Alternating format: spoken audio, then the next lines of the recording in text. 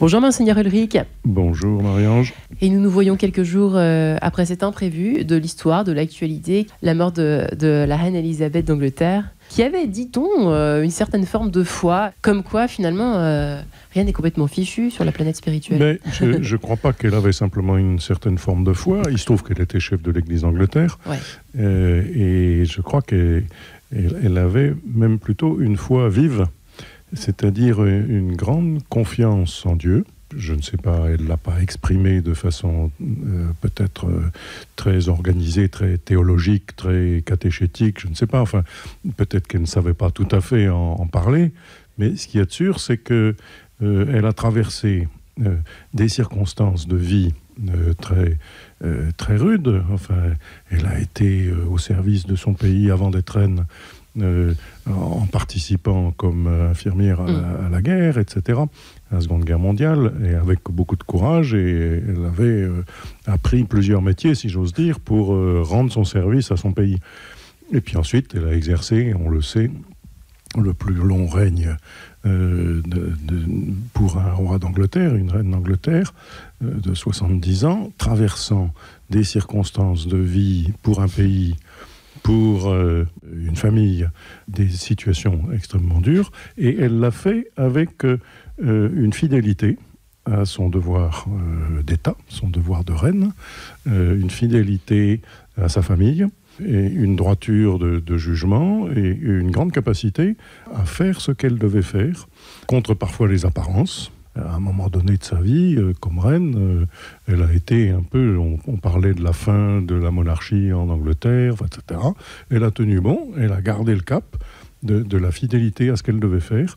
Et je pense que ce n'était pas simplement un courage personnel, je pense que c'était une vraie force intérieure qui l'animait et qui lui faisait rendre grâce à Dieu et compter sur Dieu pour assumer sa charge. Alors c'est assez amusant parce que c'est vrai qu'on avait prévu tous les deux de reprendre... Bon, il se trouve que le pape François a rebondi sur la question du discernement tout récemment à Rome, en parlant des événements inattendus, des inattendus de Dieu, Monseigneur Ulrich. Parfois, c'est vrai qu'il faut avoir l'estomac, c'est vite dit, mais il faut avoir l'estomac sacrément bien accroché pour supporter parfois des inattendus plus ou moins tragiques de notre existence. Et qu'est-ce que nous apporte effectivement, si ce n'est la foi, du moins l'enseignement de l'Église là-dessus ? Le pape a eu de fait une très belle catéchèse. Il est en ce moment une très belle catéchèse et c'est mercredi sur le discernement. Alors on ne peut pas s'en étonner, le pape est jésuite et le maître mot de la vie de Saint Ignace, c'est le discernement de ce que Dieu veut, de ce que Dieu cherche et de ce que moi-même je cherche quand je veux plaire à Dieu, donc donner des éléments de ma vie qui me permettent de comprendre ce que je dois vivre, ce que je dois faire. Il essaie d'expliquer comment Saint Ignace a été introduit à cette réflexion sur le discernement, c'est-à-dire qu'est-ce que je dois faire pour tenir, construire ma vie. Enfin, voilà, qu'est-ce que je dois faire ? C'est pas très facile de le savoir. Je peux dire que très, très profondément, c'est ce que je cherche dans ma propre vie, à moi, Laurent Ulrich, à moi, évêque. Je me dis, est-ce que je suis en train de faire ce que le Seigneur me demande de vivre ? Les signes que j'interprète comme des signes de sa présence, comme des signes de sa bonté, comme des signes de sa miséricorde, comme des signes de son désir de faire partager sa vie d'amour aux autres.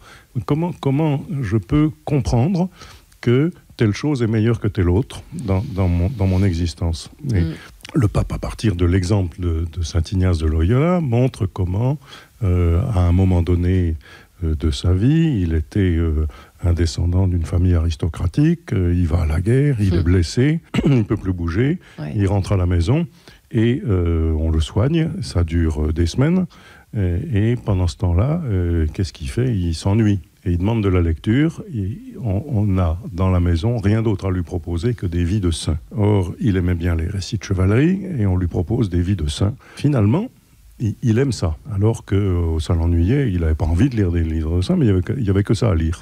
Finalement, il aime ça, parce qu'il découvre qu'à l'intérieur de lui-même, il y a plus de joie, et une joie plus durable qui se développe en lui. Il pense à la vie des saints qui ont donné leur vie à Dieu et qui ont été capables de faire des choses on peut dire un peu extraordinaire, on peut dire un peu héroïque, mais on peut dire aussi simplement qu'il les remplissait de vie et de joie. À l'image un peu de Saint-Augustin d'ailleurs. Voilà, mais beaucoup, oui. Et donc il se dit, finalement, peut-être que je ferais mieux de me consacrer à Dieu plutôt qu'à la guerre, de me consacrer au salut des autres plutôt qu'à la satisfaction de moi-même, parce que je découvre que les vies de saints sont capables de me laisser dans le cœur un bon goût, alors que les récits de chevalerie, au fond, m'intéressent quand je les lis, et après, j'oublie. Et le discernement, ajoute le pape, qui n'est pas une sorte d'oracle ou de fatalisme. C'est vrai qu'alors on est abreuvé de choses qui nous remplissent mal, au fond, c'est-à-dire les flux d'informations, les Netflix, toutes ces images, toutes ces choses qui nous polluent, au fond, peut-être plus notre discernement. Oui, je le crois. Nous avons tous les deux un téléphone portable, on appelle ça un smartphone, sur lequel nous lisons beaucoup d'informations qui nous sont utiles, plus ou moins, voilà. Qui vous sont utiles à vous parce que vous êtes journaliste, qui me sont utiles à moi parce que je dois tenir compte des événements, etc. Mais on peut être complètement accaparé par ceci. Et j'ai entendu, c'est un événement par hasard, j'ai entendu par hasard le récit d'une personne qui a dit « Je me suis senti tellement accaparé par mon smartphone que finalement je m'en suis débarrassé et j'ai racheté un bon vieux téléphone qui n'est qu'un téléphone et pas du tout un smartphone pour m'en servir, pour téléphoner.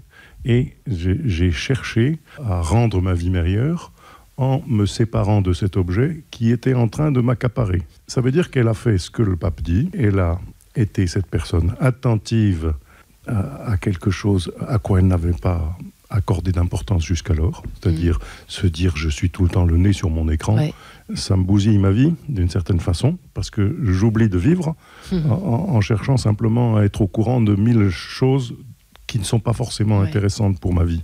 Voilà. Et donc, elle s'est rendue compte de cela. Elle a trouvé qu'il y avait plus de joie à être disponible à ses proches et à être attentive à une vraie relation, etc. Qu'il y avait plus de joie à ça, plutôt que de tout savoir sur le monde. Et donc, elle a pris du temps, découvert ce qui était capable de la faire vivre au plus profond d'elle-même, plutôt qu'à la surface d'elle-même. Et ça, voilà un bel exemple de discernement. Elle a, comme dit le pape, écouté son cœur. Elle a observé comment, dans son cœur, il y avait plus de joie à être dans une relation directe avec des personnes, plutôt que accumuler de l'information. Une bonne résolution, Monseigneur Ulrich, pour cette rentrée, pour cette année, une bonne résolution d'apprendre à discerner. Oui, je pense qu'essayer d'écouter son cœur, de prendre le temps. Le pape dit, il faut du temps pour discerner. Ça ne dure pas, c'est pas juste un claquement de doigts. Et on regarde un peu ce qu'on a vécu et on se dit, où est-ce qu'il y a à la fois plus de joie et où est-ce qu'il y a plus d'enjeux pour ma vie et pour conduire ma vie et qu'elle soit fertile, féconde, bonne pour les autres. Eh bien, merci Monseigneur Ulrich et bonne semaine à vous. Merci, vous aussi.